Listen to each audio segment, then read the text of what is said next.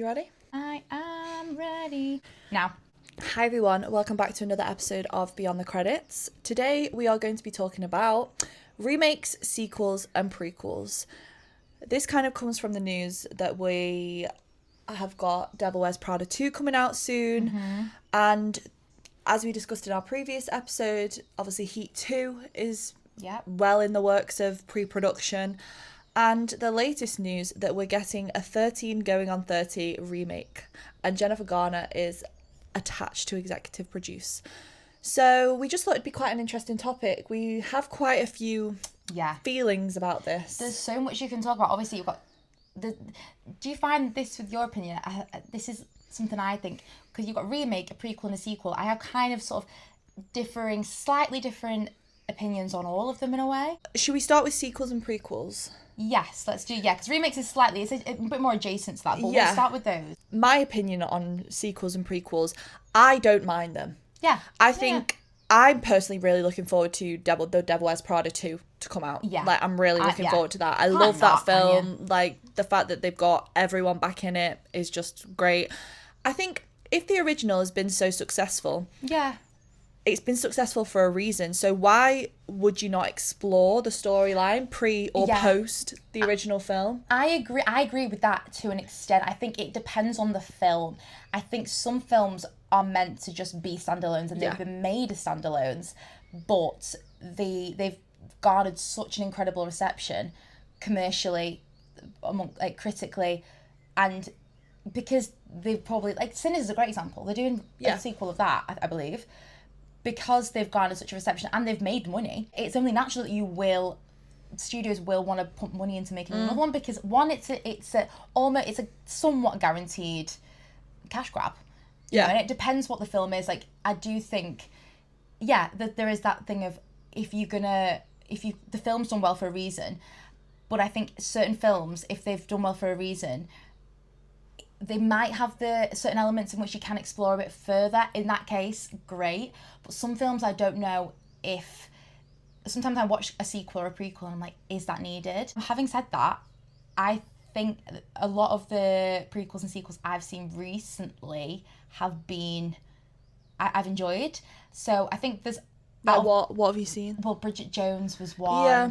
Bridget Jones was one. I sometimes think... I mean, just in terms of not even just new releases, but in general, one of my favourite films, and it was, whether it's just a nostalgia thing, I don't know, but I love Cheaper by the Dozen, and I think the second one's better than the first. So there's that. And then I do think The Godfather's a prequel, but that's a perfect example of that. The second one only adds light and context and richness to the first one. Like, that is, I think the second one edges it for me, maybe. Yeah, I think loads you can say on personally, more comedic, light-hearted films work better with prequels and sequels.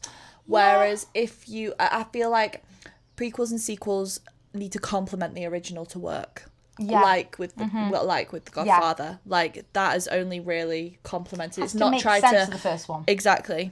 I mean, like you say, with Bridget Jones's Diary, that works. I mean, a bit off topic, but we've obviously got Legally Blonde, and Legally Blonde 2 is a thing, isn't it? Yeah. But they're also doing a prequel series. It's a TV series, so it's not a film, called Elle, and that's not even been released yet, and that's already been commissioned for a season 2. Oh, okay. Again, I think that helps with the fact that Reese Witherspoon, her company Hello Sunshine, is producing that.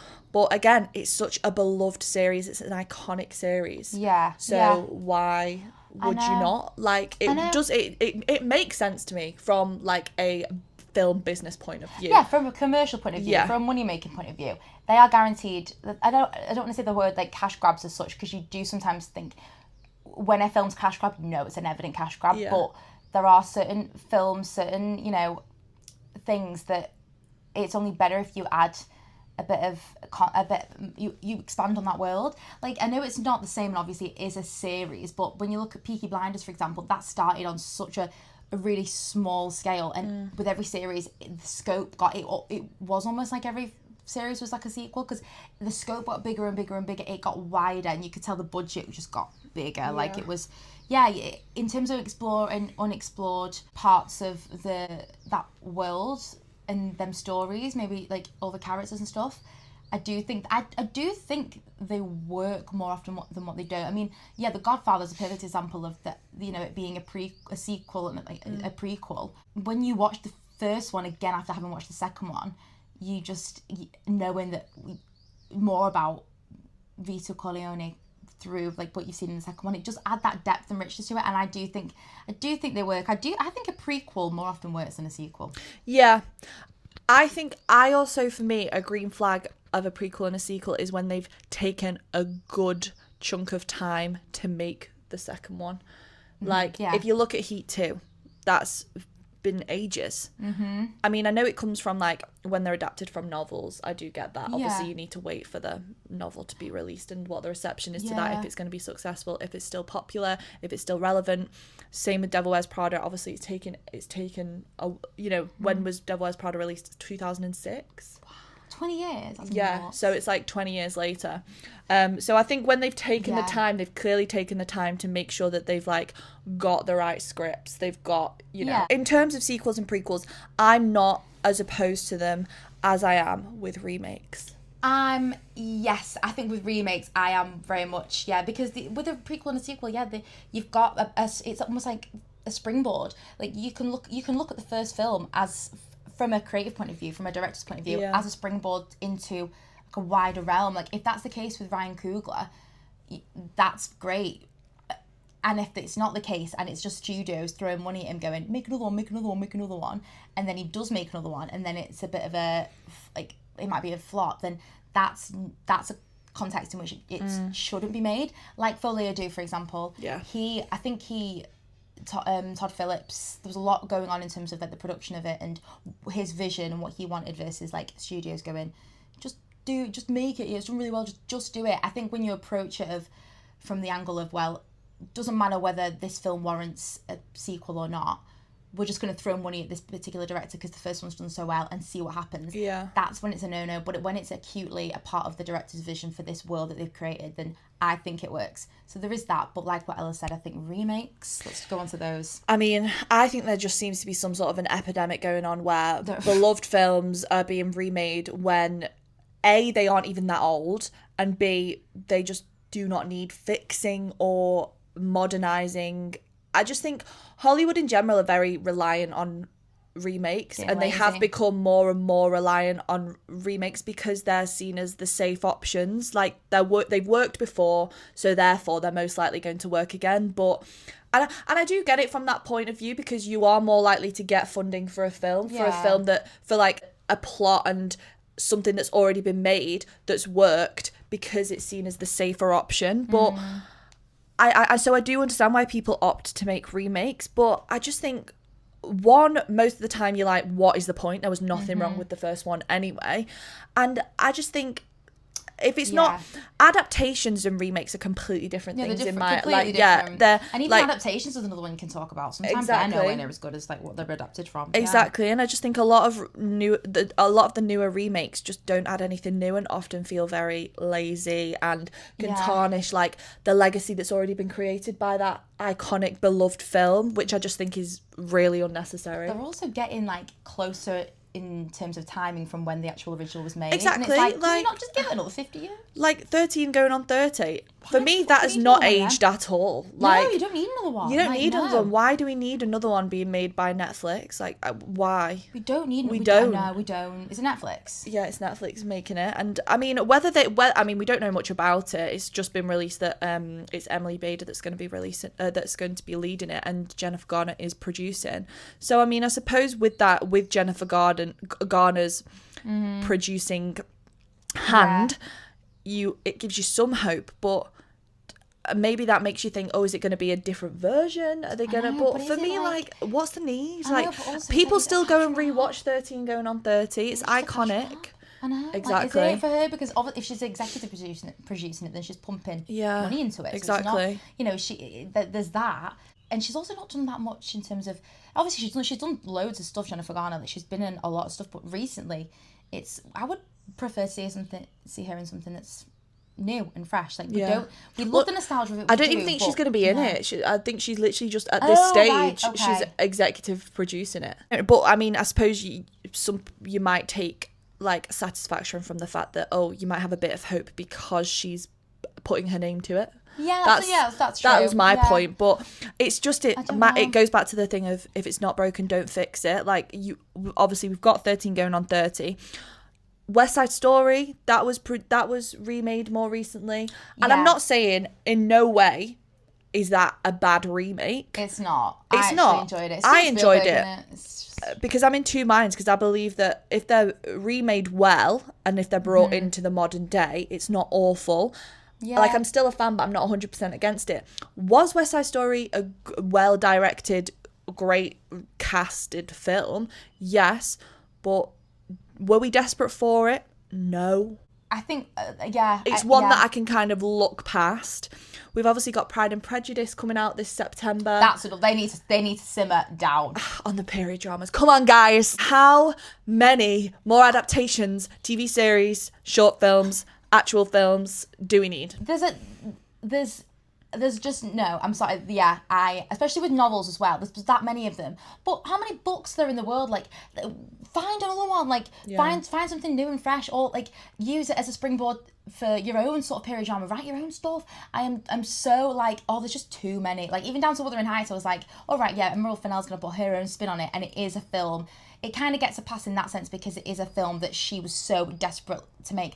Like Steven Spielberg with West Side Story, he'd wanted to make his own version of that film for yonks. And I think when you have such a strong vision kind of driving the production of it, and the love is really what, and the admiration for the film drives it. So I do think that comes through on screen. That comes through on it. But I think that's, there's different things you can say about the different remakes and in the context in which they are made. And I also personally think the time from which the first one was made to the second one, that really does have something to do with it for me. Like, that film is like 13 going on 30, for example, that is still relevant today. You will still sit and watch that. It's not as if it was made yonks and yonks ago and we could do with a new one being made, or the themes of this being brought into the modern day, because that was only 20 odd years ago. And not long at all. That doesn't get a pass for me. The one context in which, and I've got a film that kind of exemplifies this in my head, the one context in which I think it can be really, really interesting is when you are taking a film that was made yonks ago by a director with a very that had a very distinct vision that follows a very sort of distinct pathway, and then it's being brought way into the modern day and you've got a new sort of visionary behind it, so much so to the point where it can act and it can become its own film in its own right. And that example for me, and I know that people were a bit and ahhing about it and didn't love it, but I personally loved it, was Nosferatu. It was made in 1922. It is, there's so much that you can draw upon in the original. He took and he kind of channeled into his own vision.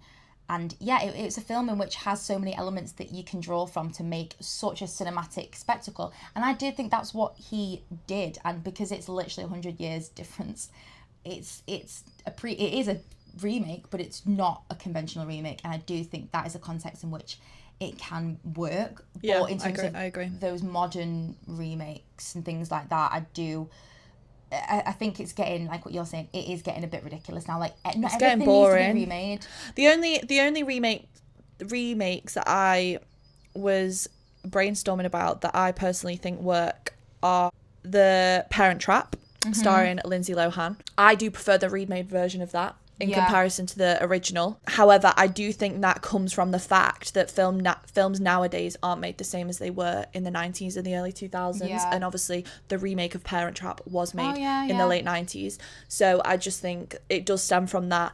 Ocean's 11, I also prefer the remake of that. I mean... Star is Born. They're quite interesting because there is a big gap, and I think they're all quite different. They are all different. Like, they are all very different. It's not like you're trying to... And maybe 13 going on 30 will be very different from... It might be more of an adaptation. Because, I mean, you look at Wonka... That I wasn't against that, because I saw that as more of an adaptation of Charlie and the Chocolate Factory. It was adjacent to it. Yeah, it was adjacent to it, kind of. And... I mean, I suppose you could kind of say the same about Wuthering Heights. That was more of Emerald Fennell's adaptation of the story. Overall, I don't think all remakes are bad, and I'm not writing any off before I've seen them. It requires more critical thinking than that, doesn't it? Exactly. We never would write it off. But yeah. But for me, I just think they don't really offer anything new, and overall they probably just highlight how we're missing so much originality within film. Yeah, it does. I feel like in talking about this, we've like developed like an argument that's like, it's like verbally planning an essay. If you want to write like a substack on this, literally, like this is like the process that like the dialogue that we need to have in order to like formulate your own idea. And I do think the general overview, I do think that prequels, when you've got the gaps of time and you've got the differing visions, it does work. Like, I really like the remake of Father of the Bride. Yeah, I do, and I love, whether it's just because I really like Steve Martin, I don't know, but there are certain ones that I'm like, yeah, I do really like that, and then there's others that I'm thinking, what was the point? What was the point? Like, I'd be intrigued. We've got Focker-in-Law coming out in September, starring Ariana Grande. I mean, that's all of the old cast that are coming back for that. Well, I think the majority of them. Again, I know that's more of a sequel, but again, that'll be interesting because I mean, there's not just been Meet the Fockers. There's been Meet the Fockers 2, or like there's been a couple, haven't there, or even a few. And like what you said before, comedy sometimes. Comedy, I think comedy can get a pass because it's more lighthearted. It's not kind of, not that comedies aren't seen as like I mean, look at The Godfather. That's iconic. Yeah. That is cinema. But you wouldn't say Bridget Jones is like a cinematic masterpiece. You wouldn't, because it's just it's in a completely different genre. It's just a different genre. Like it's overall. But I think it gets its pass because it's a comedy and it's more. I even love a bit of Bridge. No, so true. I honestly could have 10 more. I could follow her until she's 90. Oh no, exactly. Literally, so could I. Like, I really enjoy the Bridget Jones franchise, but and all of them are done so well. Yeah. I mean, I think that helps that you've got Renee Zellweger at the forefront of it. But yeah, I think overall it just, sequels and prequels, not mad about, but remakes. What do you think of, like, because this is slightly, it's not slightly different. They are like they are remakes, but you know how they keep churning out these live action remakes of Disney cartoons. What's your, like, because I don't know how I feel about them. No, I don't. I think, again, Snow White was shit. What? Snow White was rubbish. We've got Moana coming out as well, and I really like the Moana cartoon. Is that a sequel though? No, it's a live action. The Rock's wearing a wig. Have you seen him? Have you seen him in the trailer? No. The Rock's wearing a wig, and it just like, it's clearly wig. It's giving wig. It's giving, do you wear wigs? Have you worn wigs? I don't know how I feel about them. I did like Cinderella, one with Lily James. Yeah, I enjoyed Cinderella. I really enjoyed. That's probably the one that I don't mind the most. Like, if you look at, I mean, we've got Tangled coming out, like the live remake of that. But again, that cartoon is iconic. I know. I'm excited for it. But then you've got Catherine Hahn as Mother Gothel. Yeah, they've casted it well, and they've got some unknowns. Well, not unknowns. Yeah, they have. The girl is less known, who's playing Rapunzel. Tell you what, I didn't mind a remake of Annie. Oh yeah, 2014 Annie. That is a banging film. Yeah. But again, they had the old music. They still played homage to the old time, but they did modernize that because it is quite dated. Annie. Oh yeah. Like no one is treated like that in an orphanage. No, really. but anymore. That one took with the laws that have come into place. But it also had like a big time gap enough to the point where culture and society had changed so much that they could take the format of it and then just embellish it with a whole new essence. And that is when a remake, that's when they work. And I do think the time difference has so much to say. One thing for me with the whole Lion King franchise, how can they call that a live action remake? Because it's not. They're not getting lions to sing. There was no need for that. It wasn't bad, but I just think in terms of a financial point of view as well, the money that they pump into it for a remake that's not bad, that's not incredible, but just is like, why? The Lion King is the Lion King for a reason. Let's just let's leave these masterpieces where they are, and let's just idolize them from afar. Yeah. Let's just not try and drag them into the modern day. And also like the amount of names that were attached to it, it's almost like it overcrowds it as much. Like Beyonce doing a whole soundtrack, a whole art soundtrack. Yeah. And I get it, it was all kind of interwoven with the themes of it, and like a lot of all that and stuff, but I just was like, I just was like, why? The original's better, like it always will be. I know, when you're comparing against something so iconic that is the original, I think it's hard. Yeah. But again, goes back to, if it's not broken, don't fix it. Top and bottom, sometimes it's warranted, sometimes it's not. Yeah. But there's an interesting convo to be had about all of this. It is interesting. Especially at the minute, because there just seems to be endless amount of remakes, prequels, sequels. Like, it's just too much. Like, there's so much original material out there. It's not the fact that no one has got any original material. It's the fact that the original material isn't being given a chance. Yeah. I think. Like, you're telling me that people don't have great ideas and premises for films. Again, we've mentioned it before. We'll mention it again. Backrooms.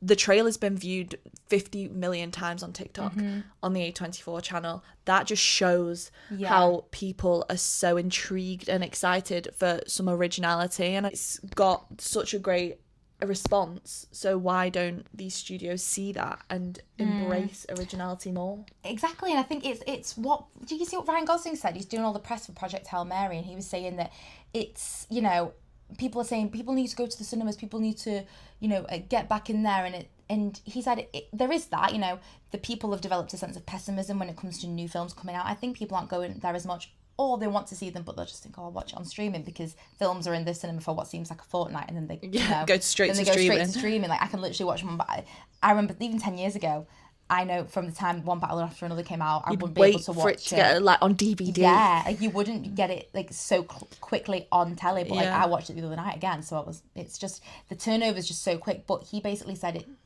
that it's not just down to the audiences, studios and you know, the industry as a whole need to be making films that are making people want to go. Like, I went to a 9:30 p.m. screening of Project Hail Mary last night in an IMAX screening. It was great, and it was 9:30 p.m. on a Tuesday night. It was full.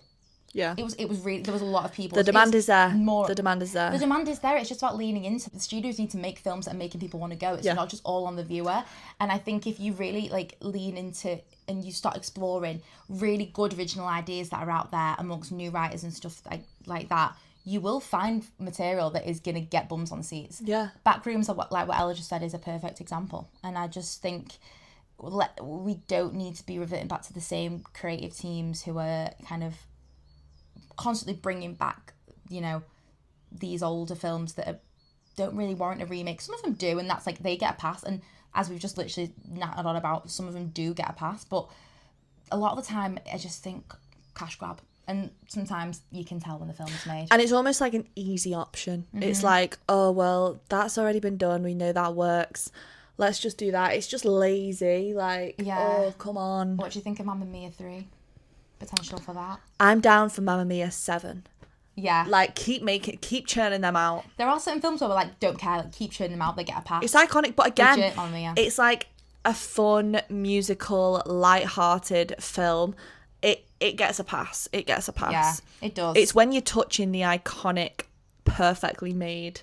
Like, Mamma Mia is not perfectly made. No. Pierce Brosnan, Exhibit A.